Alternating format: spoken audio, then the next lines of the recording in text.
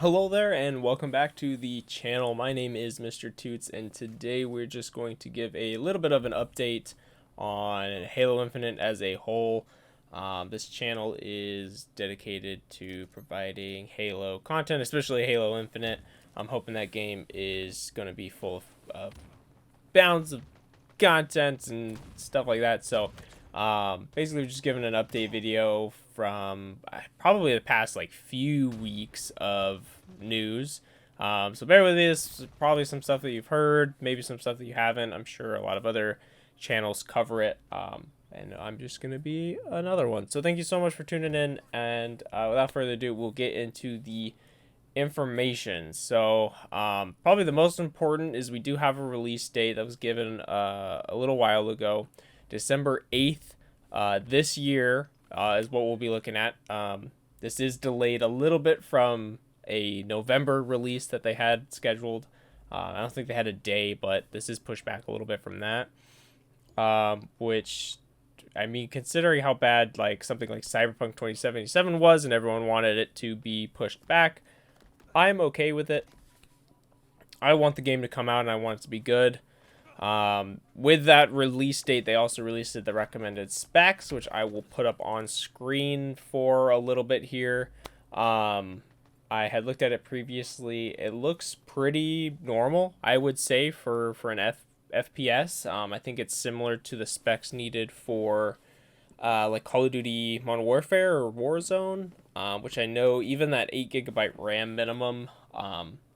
I want to say that even that, like, it takes 8 GB of RAM, so you definitely want more than that. But and as always, like, it's pretty beefy specs for the what is it, the recommended build. This is off of Steam.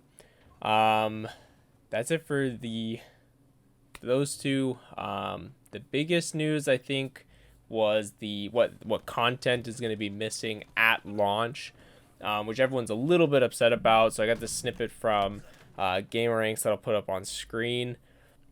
Basically, reading off some of the lines from this little expert from the GamerRanks article. Two features have been confirmed to be missing from launch, and that is going to be co-op campaign and Forge mode, which I mean, for a lot of people, those are two of the biggest parts of Halo.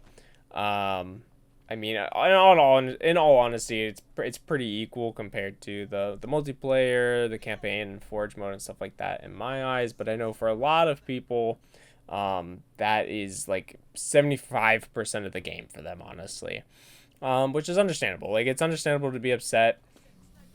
From my perspective, I plan on playing the game solo campaign. I plan on playing the multiplayer. I don't plan on messing around in Forge mode a whole lot. So for me, the game is going to be fine at launch. Yes, it's missing content, but it's not content that I will miss. With that being said, if it's content that you were looking forward to, you have every right to wait until that content is there before paying the $60 price. I definitely think that there'll be enough substance there to make Halo Infinite worth it at launch. And this is just giving an opportunity for what is more likely most people's what most people want out of the game, the multiplayer and the solo campaign. Able to get that out without delaying the game even further. And this feels like a game that they're going to continue to update for a while. So even if it's, like it says here near the bottom, the Forge update is planned for the third season, 6 months after the game hits the market. That is a long time to wait. But I think in terms of the entire development cycle and how long they want Halo Infinite to last, it might be one of those things that's well worth the wait. The caveat to all of this is that the game, the multiplayer and the solo campaign, when it comes out, it better be perfect. If they were going to delay this long and do a release, and they're going to do it without two big features, what we get better be amazing. Because if it's not, and it ends up like something like Cyberpunk 2077, where we waited for so long, it got delayed, and then they released it, and then what they released was just hot garbage, and people would have rather just waited even longer. It it I can't take another Cyberpunk 2077. That game is still sat in my library, and I'm really looking forward to Halo. So I think it'll be well worth the wait. On that, that's very opinionated, that portion of it. The news is that, unfortunately, Forge and Co-op campaign won't be there. Whatever your opinion is, I would love to know it in the comments. I would love to see what some people find necessary for a Halo game versus fine for it to launch, this year, this holiday season. And that's just my hot take. Moving on to the next bit of news, we do have a little bit of good news. The next flight, they have details out on that. Now, unfortunately, I am a little late to the party, so unfortunately, if you haven't signed up already, there's no guarantee that you'll be able to get in. But basically, starting September 24th, probably for the weekend again, like the last one, hopefully they make it a little bit longer, is when the next flight will be. And pretty much everyone that was fully registered before the 13th, I believe. I have the tweet, so I will put that info up on screen here. This is a PC Gamer article plus the actual tweet from the Halo team.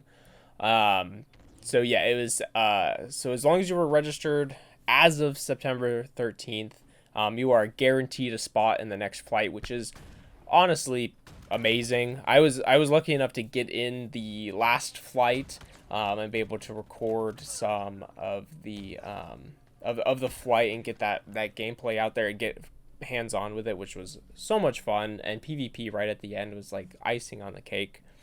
But a lot of people weren't able to get in.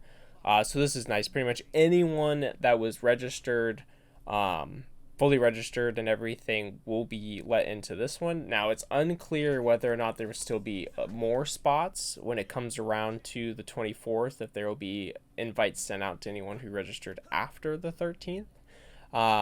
So I would say if you haven't fully registered and you're watching this, just go register just in case. Because they have said that it's going to be a huge flight, and if they have room, then you could be one of those that gets sent an invite. And with this flight, they're going to be putting some newer stuff in, to test out some newer stuff. So it's going to be mainly PvP focused, which is great. Looks like there's going to be a few more game types, a new map, which is great. I was getting kind of bored of the same 2 or 3 map rotation. But it looks like there's going to be some 4v4 arenas, and it looks like, and I'm so excited for this, 12v12 big team battles. I can't wait to see the new, like, energy weapons and vehicles in the game and in PvP. I think that's going to be so much fun. So I'm looking forward to the flight. I definitely will be playing. That'll be my only focus that weekend. So yeah, go register for that if you haven't. I maybe will leave a link in the description on how to do that. If you haven't already, or like a link to a video on how to do that. It's not super hard, and if you register, just give us some time. If invites do go out, I remember last time it took a while for me to actually get my invite. But yeah, that's it on the flight. I think that's going to be the last flight before the game releases. Kind of from the sounds of things, there might be one more right before release. And then they'll have flights in the future when they're releasing stuff like Forge mode and maybe even like campaign stuff and stuff like that. So if there's features that you're still looking forward to that are in the game, like keep an eye out for those flights as well. And finally, to kind of end off the video, just to kind of touch on the current critiques of the game as a whole. So this snippet is from Windows Central, and they kind of put it best. We're saying that pretty much everything that seems good coming to the new Halo, there seems to be some weird drawback or caveat to it. So like here they list like the ambitious campaign and Forge mode, but you won't be able to do the co-op campaign or Forge until you know, up to 6 months after the launch, which it sucks. There's the customization system, which allows you to do a lot of personalization. There's a lot of stuff that you can do, but the like staple of the customization for your Spartan was always being able to pick exactly what colors and color scheme you wanted. And in this one, you have to basically unlock each one. So that is a pretty decent drawback in my opinion. Like that, the colors that they had available in the flight were just kind of meh. So like that's like the first thing I'm gonna grind towards is getting like a cool color, because you have to see your arm. I mean, you have to see your arms, I guess. It's first person. Anyway, and then there's the seasonal pass, which you can carry over and continue to progress even after the season is ended. But as of currently, a lot of your XP towards that is going to come straight from challenges, and not from specific like enemy kills or I mean, enemy kills being the biggest one, or like objectives and stuff like that. Like you're not getting XP, like just straight XP. You have to complete challenges, which for some people like who just don't have enough time to grind out each challenge with each different type of weapon, that can really make it hard to level up during the season. So I hope they have some type of fix for that. If anything, just like a blanket challenge of you know, just regular kills or something like that you can earn some XP and stuff like that through that, would definitely make it easier to progress for people that don't want to grind every single challenge. Will I be that person? Probably. I was trying to do that during the flight, trying to grind the little challenges that they had, without even getting anything in return. One thing I will say is that the little bit that we got from the flight is that you have the challenges and you have like a set of like 3 daily. And say one of them is one that you just know that you're absolutely not going to get. You can use these tokens to reset it, but those tokens are kind of like an extra currency, I would say. Like you either have to buy them or earn them or something like that. So although they seem like they're trying to go away from the bad monetization practices of other games, that's kind of leaning towards like pushing you to use these resets and buy them with money. So we'll see how long they keep it or how forgiving the system is when it launches. Hopefully we'll get a little bit more taste in the next flight. I think other than that, like, I mean, ultimately, like, I am still super hyped for this game. I'll probably play it no matter what. It's kind of like how Destiny is now. Like, if you're not paying for Destiny, you're not getting a whole lot out of it, even though it's gone free to play.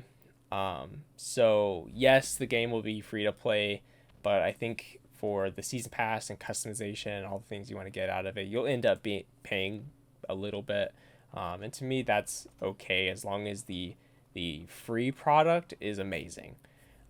So we'll wait to see. I'll have more content up once the flight rolls around. I just wanted to get this video out there so that I'm still keeping this channel active, because I restarted this on the side channel, where I had the original uploads to my main channel.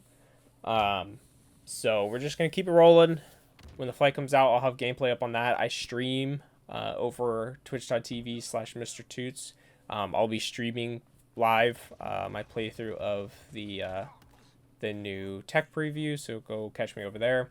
And I think other than that, like, I'd love to hear your thoughts on the Halo release, so leave them in the comments below. And if you enjoyed the video, please leave a like and enjoy the rest of your day. Bye.